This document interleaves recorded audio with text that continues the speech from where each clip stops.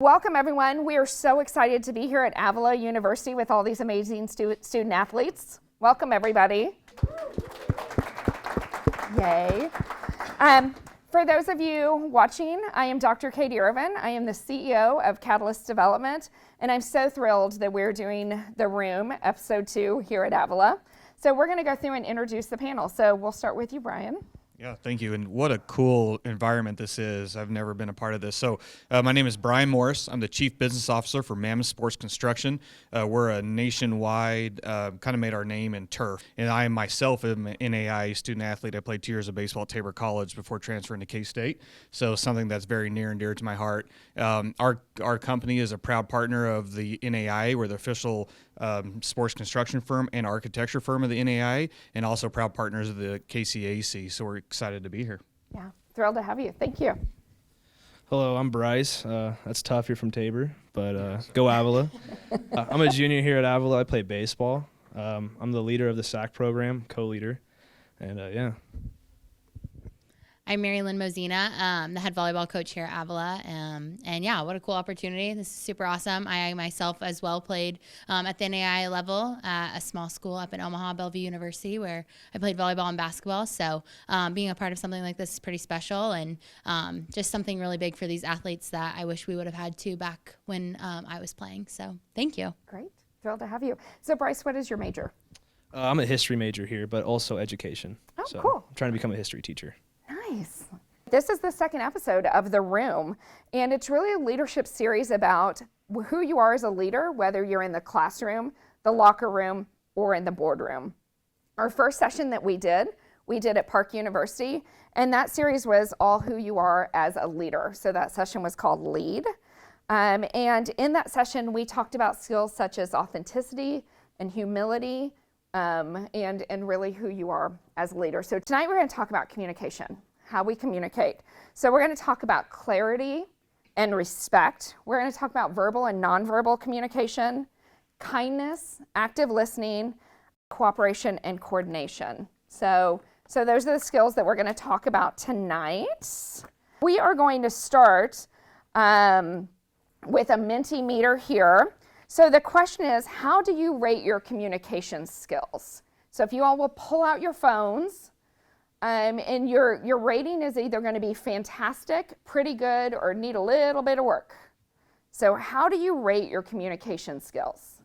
And the beauty is when we talk about communication, especially when we talk about these different skills, we all have different levels depending on the situation and where we are. So we're going to talk a little bit about that tonight. So I'm going to ask the whole panel this. So Bryce, you got the microphone. We'll start with you. All right. When you think about effective communication, what do you think of and how do you rate yourself? When I think of effective communication, I really think about my coach and how good he is at communicating with us, always letting us know when we have practice and when our times are. If there's any change in schedule at all, he always lets us know. And I honestly think that I'm pretty good. I wouldn't say fantastic. There's always work to be done, but I really do try to communicate well with my teammates and my coaches and my teachers as well. Great. All right. How about Coach Mo? Yeah, I would say for me, it's the way you deliver the message, right? Because how you're perceiving maybe the message, depending on obviously who's on the other side, how are they going to receive that message too? So I would say that's a big thing is, what's your body language like? What's the verbiage that you're using? Kind of all those different things. So the delivery of it is pretty important. And I would say there's areas where I'm pretty good and then maybe areas that I need some work. So yeah, I would say kind of just maybe depends. My family would probably tell me I need work with them. But I think with my girls as a coach, I think I'm pretty effective. Sometimes I probably over-communicate with them and they probably get really annoyed with me. But I would rather over-communicate than under-communicate. I love that. And I always tell people, I have a fear of under-communicating, so I over-communicate. Yeah, I think the biggest thing I've learned about communication is that however good I think I am, I'm not. And because typically you think that you might be fantastic and you're actually probably pretty good. If you think you're pretty good, you really probably need some work. If you need some work, you're probably horrible.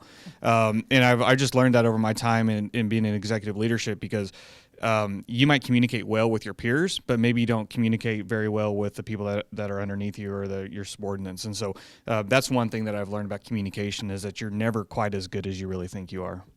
Yeah, it definitely takes practice. So, Brian, when you think about communication, especially in the corporate world, so you're here representing the corporate world, one important skill to focus on is clarity, making sure that we're clear and the message gets out. So how do you ensure clarity in your communication? Yeah, I think clarity is obviously of utmost importance. The biggest thing is knowing your audience, right? Because if you're communicating within yourselves, your team, you guys are going to talk a certain way. You're going to have your own lingo. You're going to understand.